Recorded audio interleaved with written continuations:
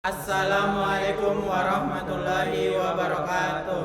Perkenalkan, kami dari kelas A9. Di sini kami akan mempresentasikan hasil kerjasama kami, yaitu System Requirement Specification atau SRS. Di kelompok kami ini kami beranggotakan 4 orang, yaitu Perkenalkan, nama saya Nur Hakim. Perkenalkan, nama saya Muhammad Afianto. perkenalkan nama saya Andi Abdul Cirul Amran. Perkenalkan, nama saya Rafli Harta Pratama. Poin pertama itu ada pendahuluan, di mana di dalamnya ada poin 1.1 dokumen persyaratan. Dokumen ini menjelaskan tentang spesifikasi persyaratan sebuah perangkat lunak untuk sistem rumah sakit yang mengelola data pasien, data dokter, data survei kepuasan, permohonan informasi publik, dan juga pengajuan keberatan. Dokumen ini ditunjukkan kepada rumah sakit dan pengembang aplikasi atau software. Nah, poin selanjutnya itu ada 1.2 di mana ada cakupan produk. Cakupan produk ini untuk pembuatan software atau aplikasi berbasis mobile yang memiliki beberapa fasilitas. Di mana fasilitas yang disebutkan itu yang pertama adalah sistem ini dapat memudahkan calon pasien untuk melakukan pendaftaran dalam aplikasi RSUD Labuang Baji. Yang kedua, sistem dapat melakukan pelayanan kepada user dalam proses pendaftaran.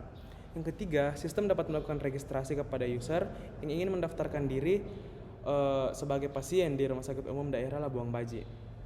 Yang keempat, sistem dapat membantu pasien dan juga keluarga pasien untuk mengekspresikan kepuasan mereka terhadap pelayanan yang telah diberikan oleh rumah sakit. Yang kelima, sistem dapat membantu pasien dan keluarga pasien untuk mengajukan keluhan dan keberatan kepada rumah sakit apabila merasa bahwa ada kekurangan dari pelayanan dari rumah sakit itu sendiri. Yang keenam, sistem dapat menampilkan antrian pasien.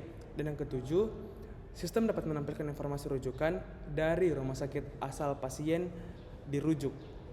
Selanjutnya yang ke-8, sistem dapat menampilkan informasi dan dapat mengelola data pasien pada bagian admin.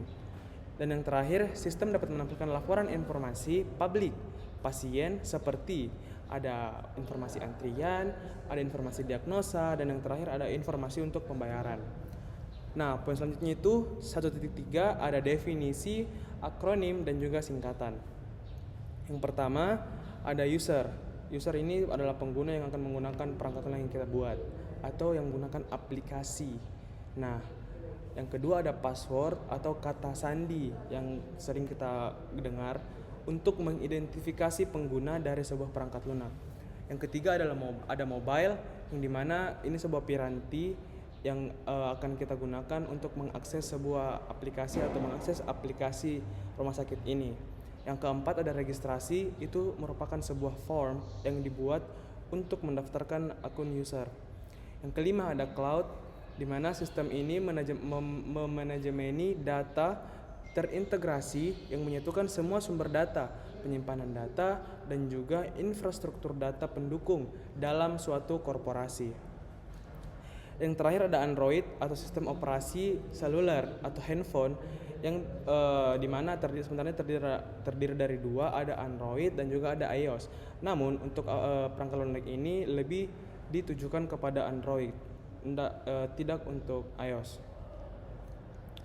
Poin selanjutnya itu ada 1.4 referensi, di mana dokumen pertama itu menjelaskan tentang sistem penggunaan aplikasi rumah sakit berbasis mobile. Dokumen kedua berisi format penyimpanan data, dan dokumen ketiga berisi template pembuatan dokumen SRS. Poin terakhir 1.5 yaitu tinjauan bagi dokumen berikutnya. Dokumen 2 akan menjelaskan bagaimana data akan disimpan oleh user ataupun admin dari rumah sakit. Dokumen 3 menjelaskan tentang sistematika dalam pembuatan dokumen SRS yang baik dan benar agar nantinya akan mudah untuk dipahami. Setelah pendahuluan ada poin kedua atau ada nomor kedua, yaitu deskripsi umum dari perangkat lunak, di mana poin pertama itu 2.1 deskripsi produk. Sistem perangkat lunak rumah sakit berbasis mobile ini didesain untuk memudahkan para pasien ketika ingin melakukan pendaftaran di Rumah Sakit Umum Daerah Labuang Baji. Ini juga diharapkan dapat mempermudah administrator serta administrator eksekutif untuk mengontrol data pasien yang terdaftar.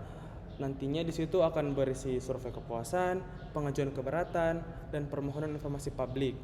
Perangkat ini diharapkan dapat meningkatkan efektivitas dan juga efisiensi waktu bagi peserta atau bagi para pengguna yang akan mendaftarkan diri di Rumah Sakit Umum Daerah Labuang Baji. Poin kedua itu ada fungsi produk, di mana fungsi tampilan antarmuka dari perangkat lunak ini antara lain yang pertama, login untuk beberapa level pengguna akan dijelaskan pada poin 3.2.1. Selanjutnya, menu untuk mengklasifikasikan informasi pada halaman website dari perangkat lunak RSUD Labuang Baji diuraikan pada bagian 3.2.2. Selanjutnya ada input, proses, dan output, yaitu tahapan pengoperasian input, proses, dan output untuk perangkat lunak ini yang nantinya akan diuraikan pada bagian 3.2.3. Selanjutnya 2.3 yaitu karakteristik user. Dalam perancangan sistem perangkat lunak ini, user terdiri atas 3 kategori, yaitu 1. Administrator yang berfungsi sebagai master user yang bertanggung jawab penuh pada pengelolaan data sistem perangkat lunak. User administrator adalah orang yang memiliki kemampuan atau keahlian khusus dalam bidang komputerisasi. Kedua, yaitu pengguna umum, yakni pasien atau keluarga pasien yang menggunakan sistem perangkat. Ketiga adalah administrator eksekutif, yaitu kepala rumah sakit dan IT support rumah sakit. Selanjutnya adalah 2.4, yaitu batasan-batasan umum. Batasan-batasan umumnya yaitu 1. Administrator hanya dapat melakukan perubahan akun atau pemulihan akun dengan izin, dan perubahan akun hanya dapat dilakukan oleh administrator eksekutif. Kedua, yaitu calon pasien atau keluarga pasien dapat mengakses fitur-fitur dalam aplikasi dengan bebas. Ketiga, data pasien dan jadwal dokter hanya dapat diakses dan diproses oleh administrator dan administrator eksekutif. Keempat, fitur survei pada aplikasi dapat diakses oleh semua pengguna tanpa batasan. Kelima, fitur pengajuan keberatan hanya dapat diisi jika memiliki nomor pendaftaran. Jadi jika tidak memiliki nomor pendaftaran, kita tidak bisa mengisi pengajuan keberatan. Selanjutnya, keenam, yaitu laporan pasien dapat diakses dan didownload oleh pengguna dengan mengisi informasi publik. Selanjutnya, ketujuh, yaitu aplikasi hanya dapat diinstal oleh pengguna Android di Play Store. Jadi, untuk pengguna iOS tidak bisa menginstal aplikasi ini. Selanjutnya adalah 2.5, yaitu asumsi dan ketergantungan. Asumsi dan ketergantungannya yaitu pertama, pengguna atau user minimal mengetahui cara pemakaian dari aplikasi ini. Kedua, tersedianya sarana mobile dan atau internet untuk mengakses aplikasi. Dan ketiga, yaitu melakukan login yang hanya dapat dilakukan oleh administrator dan administrator eksekutif. Ketiga, yaitu persyaratan umum. Persyaratan umum terbagi menjadi beberapa bagian. Bagian 3.1 yaitu persyaratan interface eksternal yang berisi user interface dengan beberapa tampilan yang tersedia di aplikasi. Pertama yaitu tampilan splash screen, yaitu tampilan awal yang muncul untuk menampilkan nama aplikasi dan tema aplikasi berguna untuk memperkuat branding dari aplikasi. Halaman ini muncul saat kita membuat aplikasi. Selanjutnya adalah B, tampilan menu. Untuk tampilan menu, aplikasi ini memiliki menu registrasi, pengajuan keberatan, informasi publik, dan survei kepuasan. Semua user dapat memilih menu. Halaman selanjutnya yaitu halaman registrasi. Jika pengguna memilih menu registrasi, maka akan tampil menu seperti gambar di bawah ini. dan pengguna memasukkan data diri mereka. Setelah mengirimkan data mereka, mereka bisa dapat mendownload data mereka yang telah diinputkan. Selanjutnya adalah halaman rujukan. Halaman rujukan adalah halaman di mana diperuntukkan untuk pasien yang ingin melakukan rujukan dari rumah sakit awal ke rumah sakit daerah Labuan Baji dengan mengisikan data diri mereka. Sama hal dengan registrasi tadi, halaman rujukan ini bisa juga mendownload data yang kita inputkan. Setelah itu, halaman pengajuan keberatan. Halaman ini bisa diisi oleh pasien atau keluarga pasien yang mempunyai keluhan atau keberatan terhadap pelayanan atau fasilitas rumah sakit Labuan Baji, maka dapat mengajukan pada halaman ini. Selanjutnya, halaman pengajuan informasi publik. Halaman ini diperuntukkan untuk pasien atau keluarga pasien membutuhkan atau ingin mencari informasi dapat menggunakan menu pengajuan informasi untuk mengetahui informasi tersebut. Misalnya, kita ingin mencari informasi dari pasien dari rumah sakit dengan mendaftarkan nomor pendaftaran, maka akan muncul informasi dari pasien. Selanjutnya adalah halaman survei. Untuk halaman survei, pasien dan keluarga pasien dapat dilakukan bebas tanpa ada batasan sesuai dengan tingkat kepuasan mereka. Selanjutnya kita masuk ke bab antarmuka komunikasi. Pada bab ini saya akan menjelaskan ketersediaannya perangkat keras yang mendukung kinerja dari sistem informasi terminal yang terdiri dari dua, yaitu penyimpanan server cloud dan internal sebagai media yang digunakan untuk mengakses internet. Jadi yang dibutuhkan untuk sistem ini ada dua perangkat keras, yaitu penyimpanan server cloud yang digunakan sebagai penyimpanan aset aplikasi yang juga menyimpan data rumah sakit dan menampilkannya pada aplikasi. Jadi server ini mempunyai dua kegunaan, yaitu untuk menyimpan data dan menampilkannya nanti ke aplikasi. Kedua yaitu ada internet. Internet di sini digunakan untuk mengakses aplikasi kami karena jika tidak ada internet, aplikasi kami tidak bisa diakses. Selanjutnya ada persyaratan fungsional. Yang pertama ada fungsi login, login input, ada fungsi menu, ada fungsi proses output, dan fungsi proses dan fungsi output. Pada persyaratan login ini, fungsi login ini ada merupakan fungsi yang memungkinkan admin dapat memiliki identitas dan dapat mengakses aplikasi, juga mengakses data pada aplikasi. Selanjutnya, login input. Login input ini merupakan inputan login untuk dapat mengakses dan mengelola data yang telah dimasukkan oleh admin dan administrator eksekutif. Selanjutnya ada fungsi menu. Pada fungsi menu ini ada tampilan menu, antarmuka, dan tampilan antarmuka. Pada tampilan menu disesuaikan terhadap kebutuhan pengelola data informasi oleh administrator eksekutif. Selanjutnya pada antarmuka untuk halaman menu dibuat dalam bentuk icon baik berupa gambar ataupun teks pada toolbar. Selanjutnya ada tampilan antarmuka untuk setiap halaman menu dirancang secara terstruktur dan dinamis. Kita masuk ke fungsi input, proses, dan output. Pada fungsi input ini, yang pertama ada fungsi input. Beberapa proses pada tahap penginputan data itu ada administrator dan administrator eksekutif memasukkan data mereka. Jadi mereka melakukan login, di mana login itu mereka memasukkan username dan password.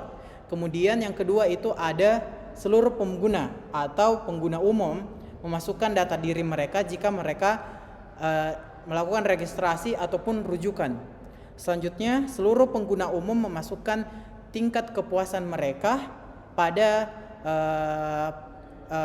survei, atau jika mereka mempunyai keluhan, mereka memasukkannya ke pengajuan keberatan. Jika ingin mereka mencari informasi, mereka memasukkannya ke permohonan informasi. Selanjutnya kita masuk ke fungsi proses. Fungsi proses ini ada 4, yaitu informasi jadwal dokter, informasi pasien yang diproses oleh admin, data registrasi atau rujukan jika mereka melakukan rujukan, dan terakhir adalah informasi hasil survei kepuasan masyarakat, keberatan, permohonan, informasi publik yang diinput dari pengguna. Setelah diinput tadi dan diproses, kita masuk ke outputnya atau keluarannya, yaitu ada mencetak laporan data pasien atau pengguna yang telah melakukan penilaian, mencetak nomor pendaftaran yang digunakan sebagai informasi dari pengguna, mencetak nomor antrian dan informasi laporan dari pasien dan data dari nomor pendaftaran pasien. Jadi setelah dimasukkan, diproses oleh sistem dan dikeluarkan atau output. Kemudian kita masuk ke kemampuan. Jadi sistem kami ini punya dua kemampuan, yaitu dalam segi keamanan. Dalam segi keamanan kita ini, para pengguna eksekutif dan admin disarankan mengganti kata sandi minimal setiap 3 bulan sekali. Kemudian yang kedua, ada kata sandi dan passwordnya minimal 10 karakter dan merupakan gabungan dari huruf dan angka juga simbol. Kemudian yang ketiga dalam segi keamanan itu ada data proses dari rumah sakit dikelola oleh administrator rumah sakit yang berwenang.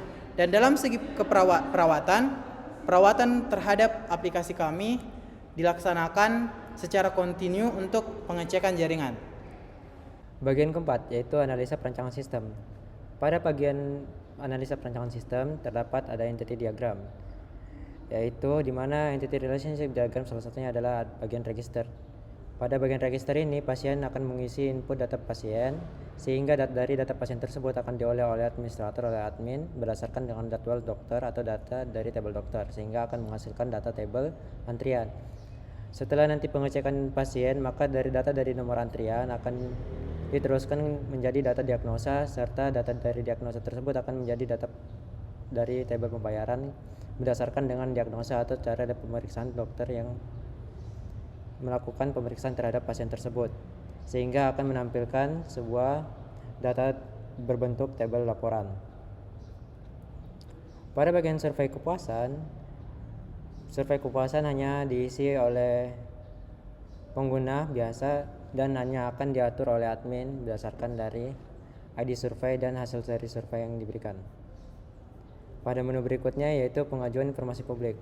Pada bagian pengajuan informasi publik, pengguna akan mengajukan informasi data dari registrasi atau pendaftaran yang telah dilakukan terlebih dahulu, maka akan meminta izin dari admin sehingga akan menampilkan laporan dan juga data dari tabel antrian untuk mengecek apakah antrian tersebut sudah dimunculkan dan juga kapan adanya pemeriksaan terhadap pasien. Sehingga jika terjadi pengecekan pada pasien, maka akan menampilkan laporan seperti berupa laporan pembayaran dan juga diagnosa dari hasil pengecekan pasien. Pada bagian berikutnya yaitu pengajuan keberatan. Pada bagian pengajuan keberatan cuma diisikan oleh keterangan dari pengajuan keberatan, yaitu berupa nama, NIK, nomor pendaftaran atau nomor rujukan yang telah mereka input sebelumnya, serta bagaimana data dari pengajuan keberatannya tersebut atau jenis keluhannya. Dari data itu akan dikelola sehingga menampilkan atau masuk ke bagian dari data antrian. Pada bagian berikutnya terdapat adalah analisa pelaku. Dari analisa pelaku dapat dilihat bahwa untuk administrator perlu melakukan login terhadap aplikasi agar menampilkan menu utama sehingga dapat memilih menu pasien berdasarkan dari registrasi pasien. Dari data tersebut maka dapat melakukan pembagian jam praktek atau pembagian jam pemeriksaan terhadap pasien berdasarkan dari data dokter. Dari pengecekan data pasien tersebut maka akan dapat dilakukannya pengedit data pasien berupa misalnya hasil dari diagnosa maupun pengecekan atau diagnosa dari pasien sehingga mendapatkan laporan berupa laporan pembayaran maupun hasil diagnosa ataupun hasil dari antrian berdasarkan pendaftaran pada pasien. Pada berikutnya adalah untuk pengguna. Bagian untuk pengguna, Pengguna dapat masuk kepada aplikasi, memilih menu di menu utama. Jika memilih menu registrasi, maka pengguna wajib menginput data registrasi atau rujukan sesuai dari data pasien masing-masing. Jika memilih menu lainnya, maka ada beberapa menu, yaitu ada pengajuan informasi publik. Jika sudah melakukan registrasi, maka dapat melihat nomor antrian maupun hasil diagnosa jika sudah diperiksa oleh dokter, dan juga pengecekan laporan pembayaran. Menu lainnya juga ada pengajuan keberatan, yaitu jika merasa tidak puas dengan kinerja dari rumah sakit, maka dapat melakukan laporan terhadap kinerja atau melakukan keluhan terhadap rumah sakit. Menu lainnya juga ada terdapat survei kepuasan, di mana pengguna tidak wajib untuk mengisi informasi data pribadi dan hanya akan mengisikan survei kepuasan berdasarkan kepuasan dari pengguna. Demikian presentasi dari kelompok kami. Mohon maaf jika ada salah kata maupun bagian yang kurang dimengerti. Sekian dari saya. Wassalamualaikum warahmatullahi wabarakatuh.